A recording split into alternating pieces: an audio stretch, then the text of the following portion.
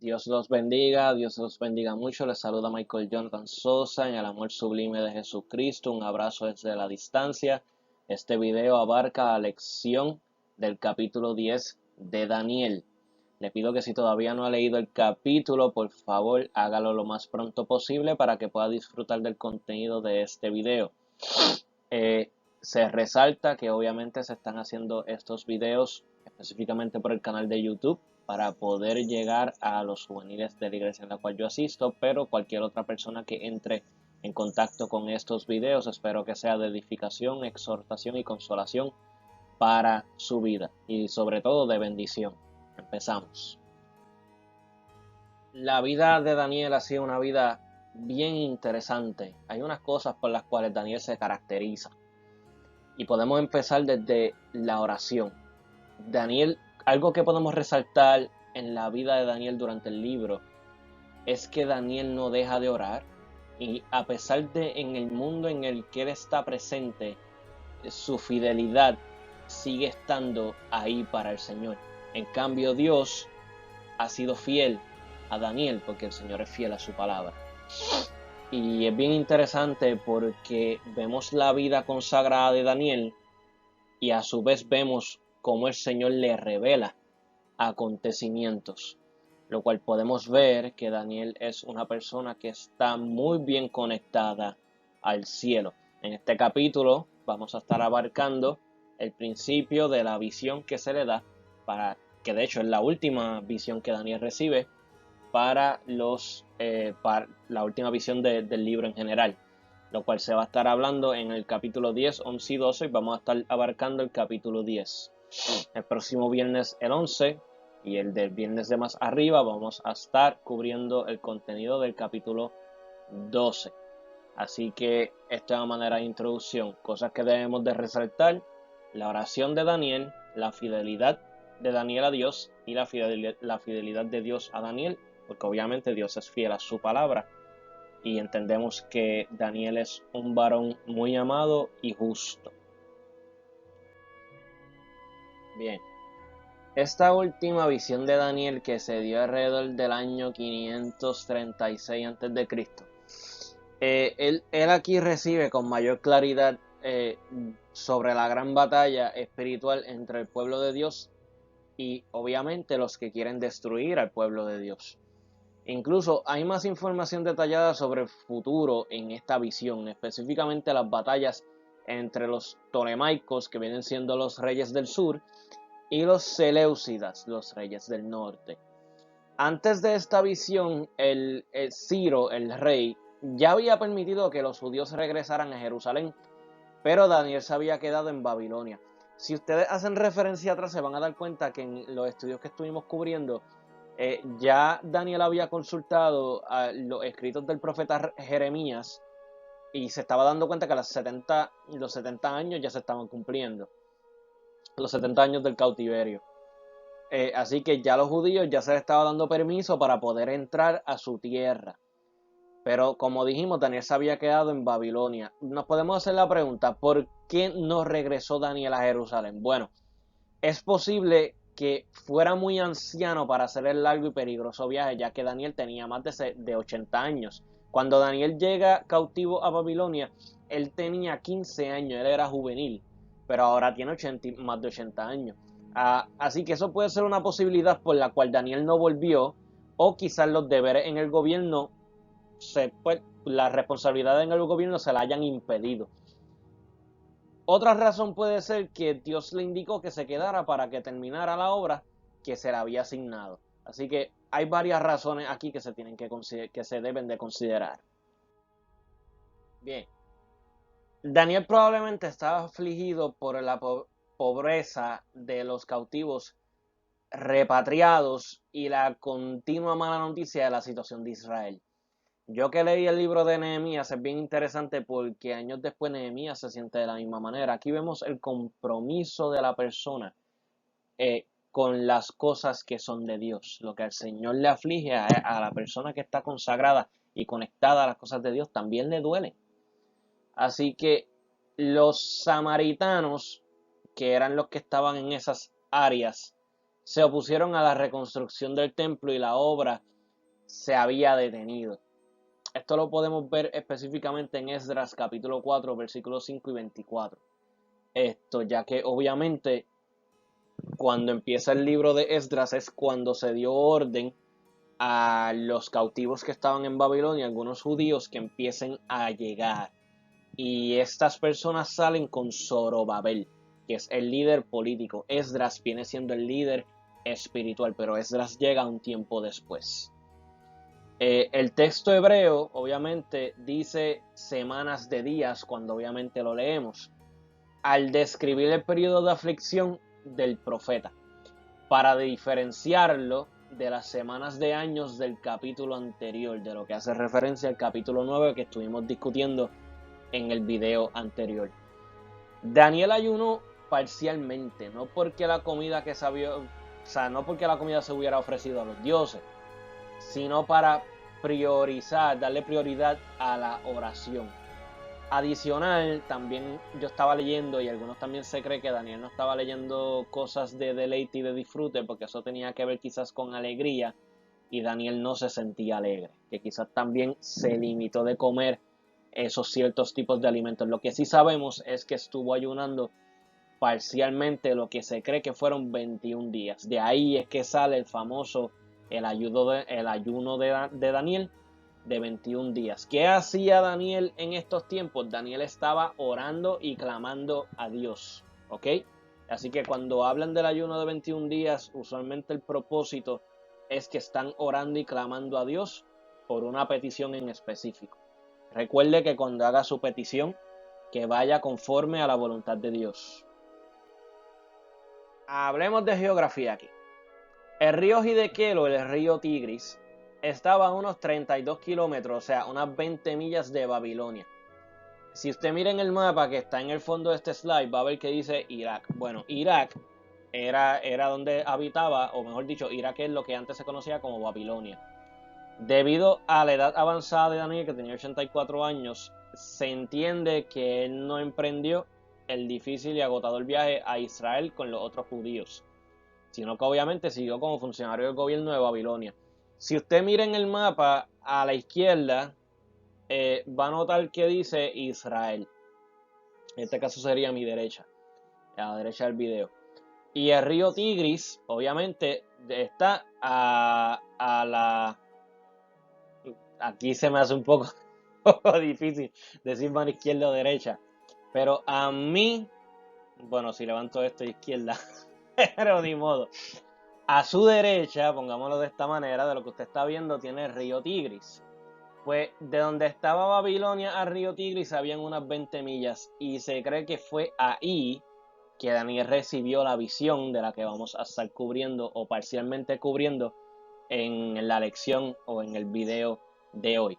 Le puede dar pausa al video para que visualice dónde están los diferentes lugares geográficos cuando Daniel recibe la visión y lo distante que está Israel de Babilonia. Que mientras va transcurriendo la visión, te habla de un varón vestido de lino. Esto hace referencia a que Daniel fue visitado por un ser celestial, probablemente es un ángel, porque el mensajero dijo que se le había puesto el príncipe de Persia. En otras palabras, entendemos que es un demonio. Y había necesitado la ayuda de Miguel, cuando vemos el versículo 13.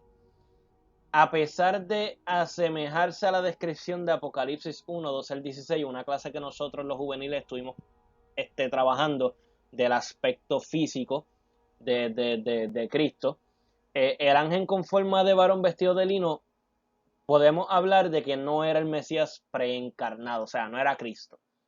¿Por qué? Porque Cristo no necesitaba la ayuda del ángel Miguel. Por ende, podemos descartar que esta persona que se le presentó a Daniel no era Cristo. Cuando usted traduce la frase hebrea que dice, yo Daniel vi la visión, notamos que es enfático. O sea, dice, yo vi, yo Daniel. Él está haciendo que él solamente vio la visión. O sea, los demás salieron corriendo, sintieron el espanto del ambiente, pero no vieron la visión. Así que sus compañeros percibieron una presencia poderosa y aterradora, pero no vieron nada, por eso huyeron y se escondieron. Lo cual, si usted lee Apocalipsis 9:7, quizá haya una similitud en eso. Dos cosas que quiero resaltar aquí. Daniel pierde sus fuerzas. Cuando ve la visión, Daniel pierde sus fuerzas. Sin embargo, a Daniel se le hacen referencia a él, o cuando se acercan a él, lo llaman por un nombre, varón muy amado. Y eso llama mucho la atención y quiero que siempre tengan presente cómo era la relación de Daniel con Dios. La gloria y el temor reverente de la visión agotaron la fuerza de Daniel.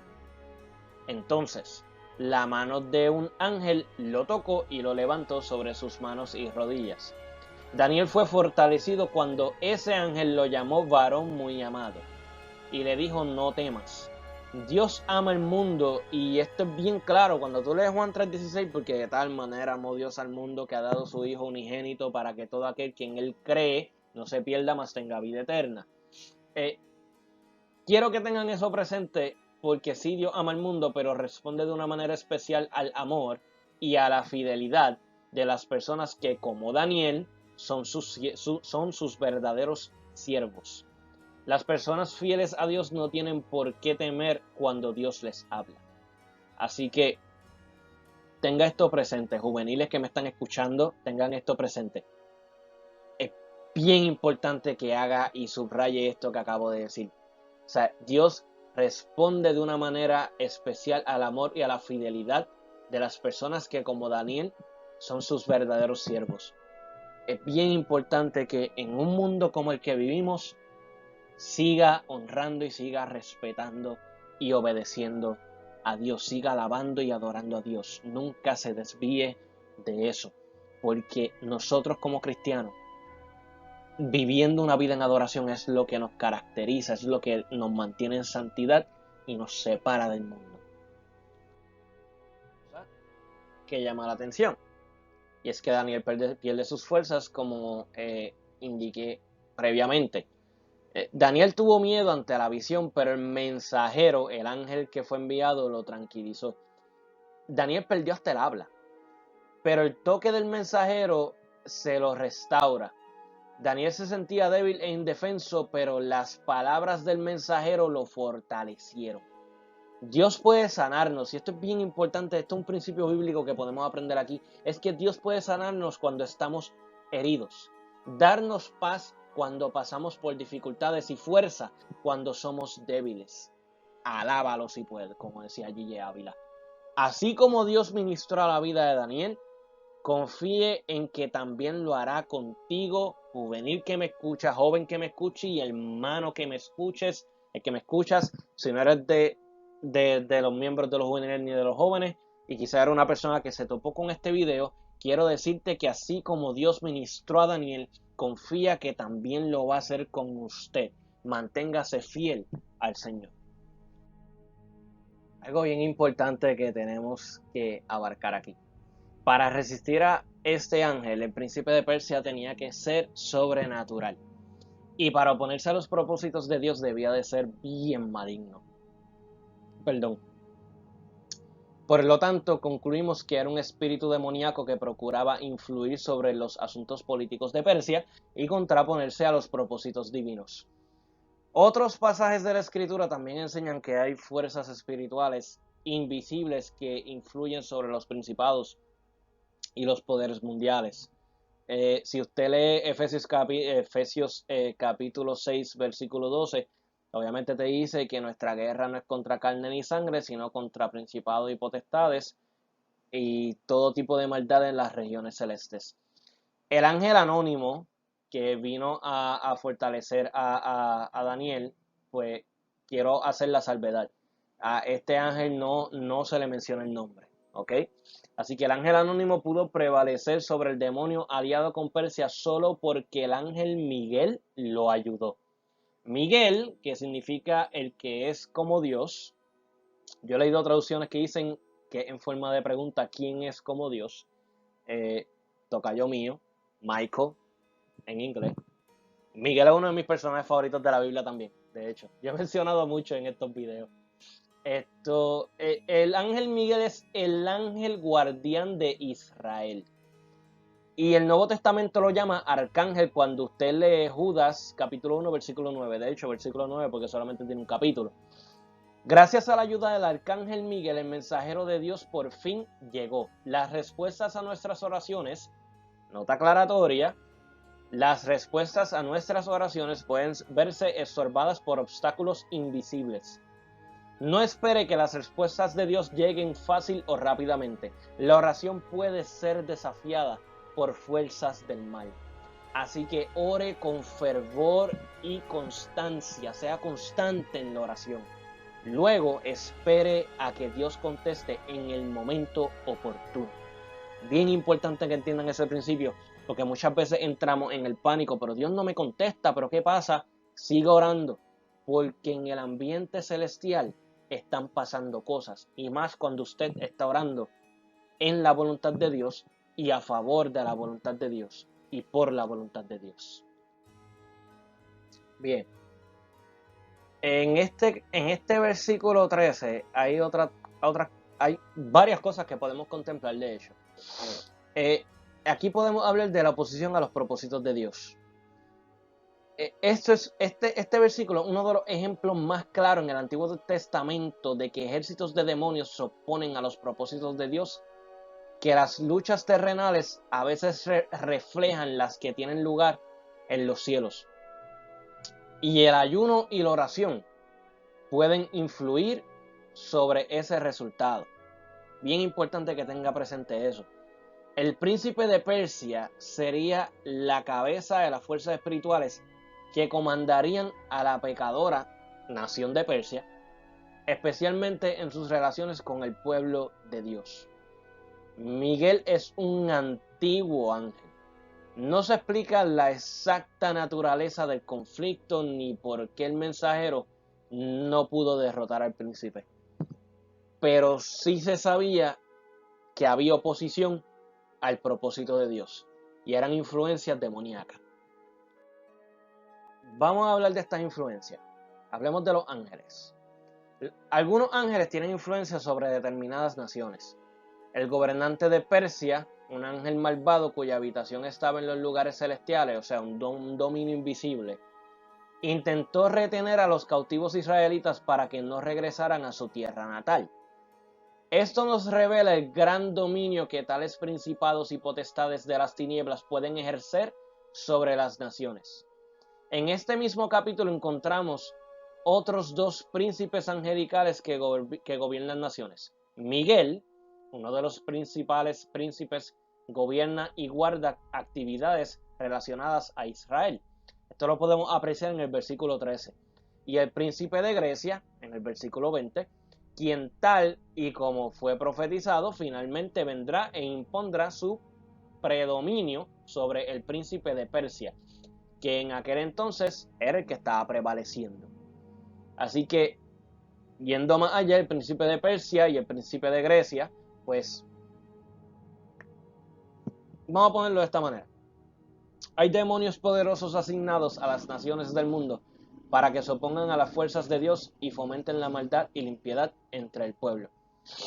Quiero hacer la salvedad que para esta parte específica de la que quiero abundar en este versículo, la información estudiada es de Biblia pentecostal y otra enfocada en el Espíritu Santo.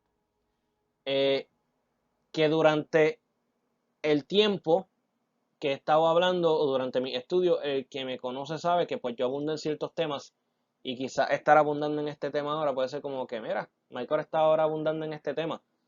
Sí, porque quiero que vean la profundidad de lo que se estaba viendo en ese plano de la visión de Daniel y lo que Dios le estaba revelando y lo que verdaderamente eso implica y significa. Disculpen que cada vez que mueva la laptop se está moviendo. Le di un cantazo a la silla, pido disculpas si cada vez ven que se está moviendo. Es que la tengo obviamente puesta de una manera que es para que se mantenga a mi estatura para poder grabar. Así que pido disculpas si la laptop de vez en cuando se mueve. Cierro paréntesis. La guerra en las regiones celestes se dirigiría, en este caso, a Persia y luego a Grecia. Como tal, el Señor ya lo había mostrado en visiones a Daniel en los capítulos anteriores. Esas naciones ejercían su poder sobre el pueblo de Dios. Tanto Persia como Grecia estaban representadas por príncipes malvados o demonios. Dios ejerce el control del pasado, del presente y del futuro, y tiene todos los hechos registrados en su libro de la verdad, que obviamente es un libro que el capítulo de Daniel hace referencia. El príncipe de Grecia alude a la predicción de que los griegos sucederían a los persas como la siguiente potencia más grande del mundo. Si usted vuelve a leer el capítulo 8 de Daniel, versículos 4 al 8 y 20 al 22, se van a dar cuenta que la próxima potencia mundial después de Persia iba a ser los griegos, o sea, Grecia. El propósito final del ángel, porque el ángel anónimo que vino, era revelar lo que estaba escrito en el libro de la verdad, o sea, los escritos de la verdad, lo cual no se refiere a un libro terrenal en particular, sino a los decretos celestiales promulgados por Dios sobre el futuro de todas las naciones. Así que ese libro de verdad está allá en el cielo, ¿ok? Bien importante lo siguiente. Y con esto quiero acabar esta parte. El mensajero anticipa la victoria, obviamente, del Señor. En el conflicto espiritual luchará para que Persia y Grecia no puedan obstaculizar al final los propósitos de Dios. Porque al fin del día, el poder es de Dios. Concluimos de la siguiente manera. Daniel era una persona de oración. Y durante los capítulos del libro de Daniel, podemos ver el fruto de su oración, oraciones contestadas, y su fidelidad a Dios, él manteniéndose en ayuno y oración por las peticiones que tenía delante de Dios, que eran en la perfecta voluntad de Dios, y orando por la voluntad de Dios, las podemos ver cumplidas. Y como se mantuvo fiel al Señor, podemos ver en las Escrituras que lo llaman varón bien amado. Daniel era una persona bien especial para Dios. En un mundo tan contaminado, Daniel se mantuvo firme. Oramos al Señor para que dentro de este mundo nos podamos mantener firmes y procurar siempre la voluntad de Dios. Yo he hecho todos estos estudios, obviamente antes de empezar el estudio y al terminar, o mejor dicho, antes de empezar, pues lo presento en oración. Durante la semana me estoy preparando y oro al Señor, pues que me dé dirección, me dé sabiduría, etcétera, etcétera. Pero siento de parte de Dios, en este estudio específico, orar y presentarme a mí y a todos los que me estén viendo y escuchando. Por lo siguiente, póngase en comunión, oramos a Dios. Padre, te damos gracias. Espíritu Santo, te damos gracias, te damos gloria, te damos honra, porque solamente tú la mereces, Señor. Ayúdanos, Jehová del cielo, a honrarte como Daniel te honró, a amarte como Daniel te amó. Perdónanos si te hemos fallado. Quizás en alguna área de nuestra vida, me presento a mí, los juveniles, los jóvenes y cualquier persona que esté interactuando en este video. Ayúdanos a serte fiel como Daniel en un mundo que te quiere dar la espalda. Y ayúdanos a mantenernos en oración, que gracias Dios por nuestro pastor que ha tomado la iniciativa de crear, Dios mío, de hacer ayuno y oración, poner el pueblo en la iglesia, establecer ayuno y oración. Porque yo sé que tu ángel, nuestro pastor, está viendo muchas cosas y él sabe que en la oración es donde tenemos la victoria. Así que ayúdanos a mantenernos en oración y en comunión contigo dentro de este mundo que no te quiere honrar, para hacer la diferencia, así como Daniel lo hizo. En el nombre de Jesús hemos orado y te damos la gracia y te damos las gracias y te damos la gloria, porque solamente tú la mereces. En el nombre de Jesús te lo pedimos. Amén. Dios los bendiga, Dios los guarde, Dios los proteja, manténganse seguros. Un abrazo desde la distancia, espero verlos pronto, pero no solamente verlos, sino que esta pandemia se acabe y darles un abrazo. Dios los bendiga, Dios los guarde.